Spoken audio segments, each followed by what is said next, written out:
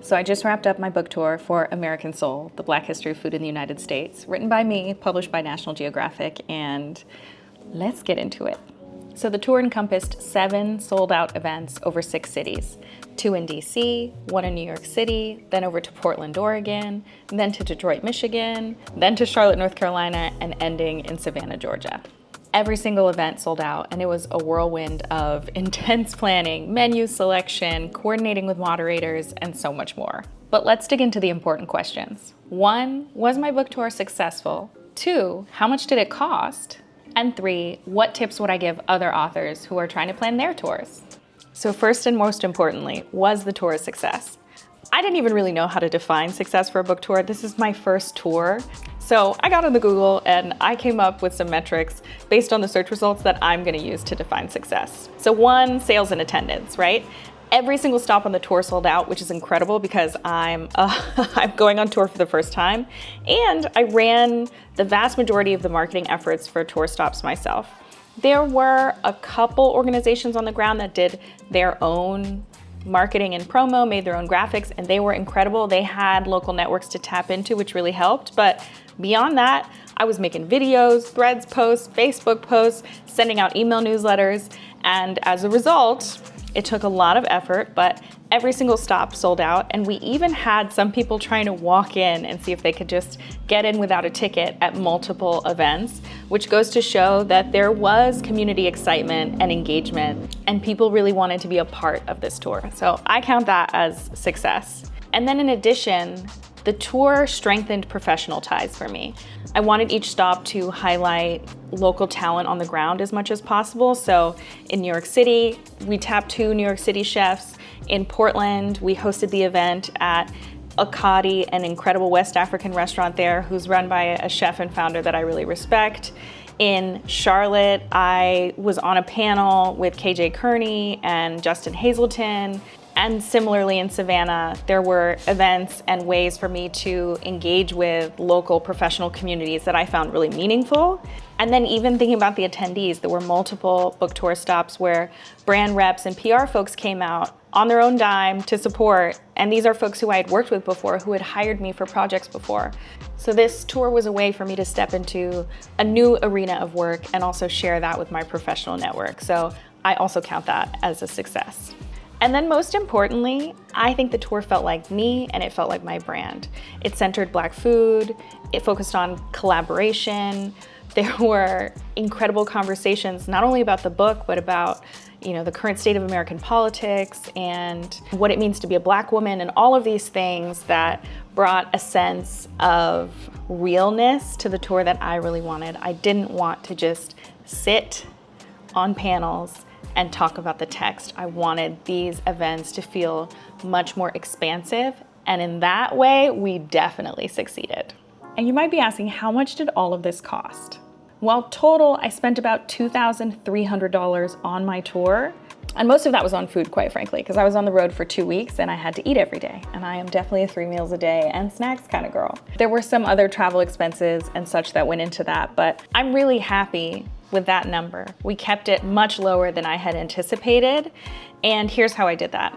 I pitched tourism boards and other organizations that have a mandate to promote their destinations for funding or support for various tour stops.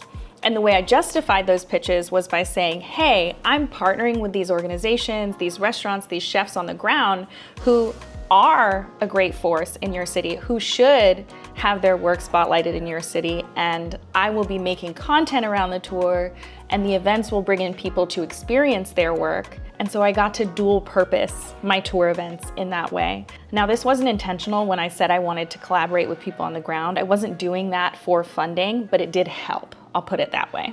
And in addition, some of my expenses were covered by my publisher.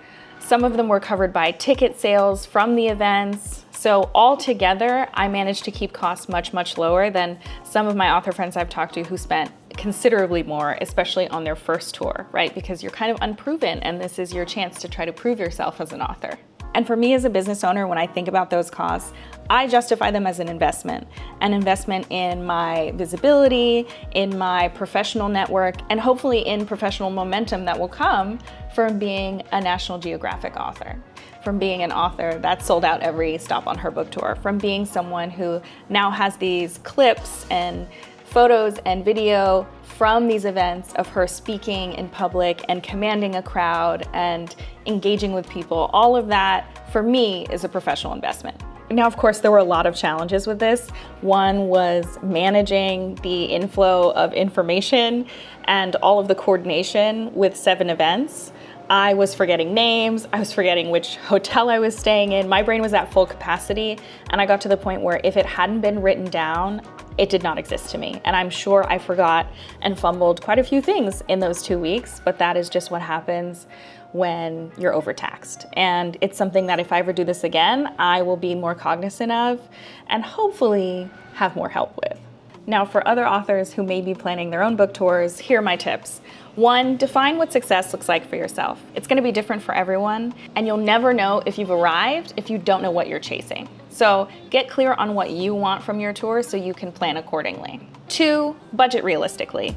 In addition to being an author, I'm an influencer, which allowed me to pitch in a specific way and cut down my costs. That may or may not be possible for you. Talk to your publisher about what they're going to cover and budget accordingly, right?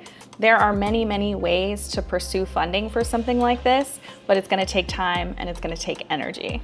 3, lean on your network.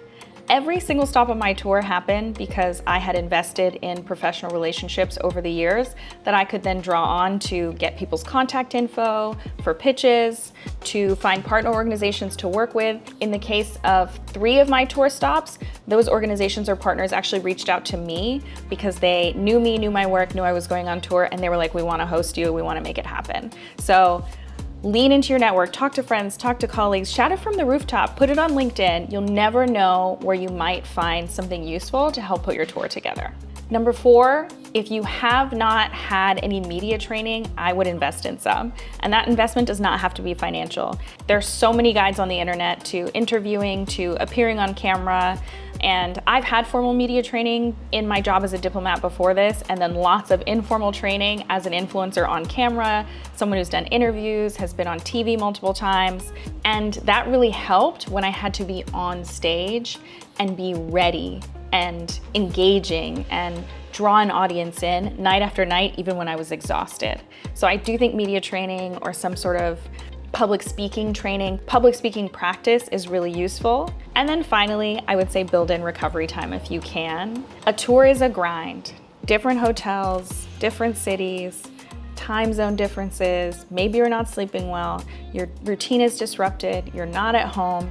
It's exhausting. So whenever you can, protect your energy. If that means skipping the after event drinks to go to bed, maybe do that. If you can build in additional nights at each tour stop so you can have a night of rest before you travel onward, maybe do that.